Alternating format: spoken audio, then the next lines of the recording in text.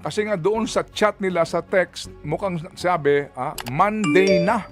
O, kahapon po iyon. Para bagang kung isipin mo, para pinaghandaan talaga nila, pinagplanuhan itong bagay na ito, itong krimen na ito, itong pamamaril na ito. At kung ikay nando doon o anak mo'y nando doon, di ba, Panginoon Diyos, 40 ho ang sinasabi na basyo na na-recover doon.